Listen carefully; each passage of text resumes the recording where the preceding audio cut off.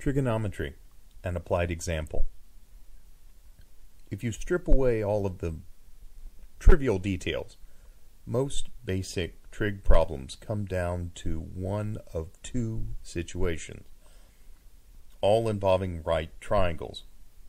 Either you know the measure of one of the acute angles and the length of one of the sides, and you want to know the length of the other side, or you know the length of both sides and you want to find the measure of one of the angles. Once you master these two types of problems, you can apply them to an amazing range of situations, particularly when you combine them with a little basic geometry like the Pythagorean theorem, or the fact that the sum of the measures of the angles of a triangle always add up to 180 degrees. Here's a simple but not all that unrealistic example. Let's say you are a surveyor and you have been asked to measure the height of a cliff.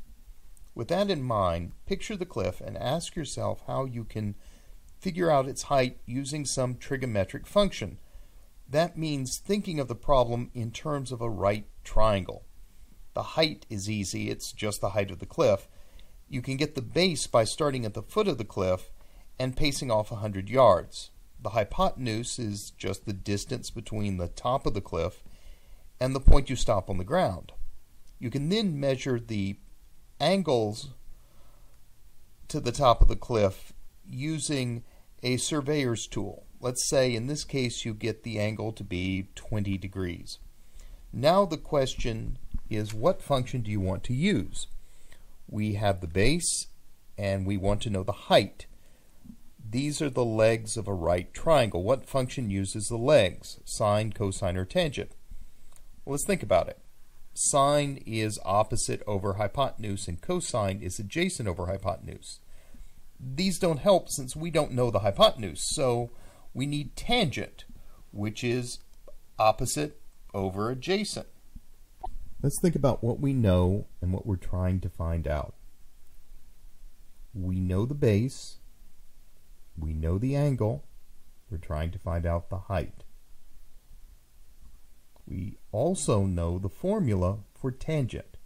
Tangent is the ratio of the opposite side to the adjacent side. Now in this case, the opposite side is the height, h. And the adjacent side, that's adjacent to that 20-degree angle, is 100 yards.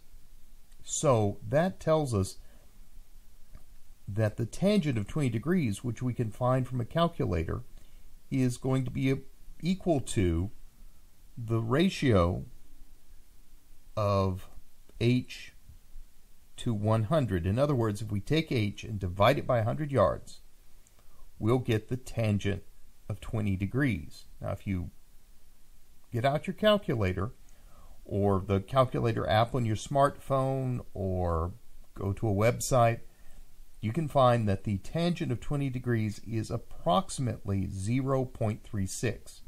Say approximate because the tangent of 20 degrees is not a rational number. It keeps going. So we're going to have to round it off. And we're going to go ahead and round it off at 2 decimal places. We don't have to do it. We could do 3 decimal places. We could do 1, but 2 is a pretty standard place to stop. So the tangent of 20 degrees is approximately equal to 0.36, which is approximately equal to h divided by 100 yards.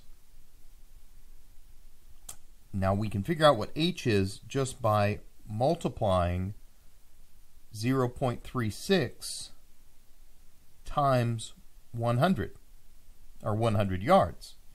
That'll give us 36 yards. So if you had a cliff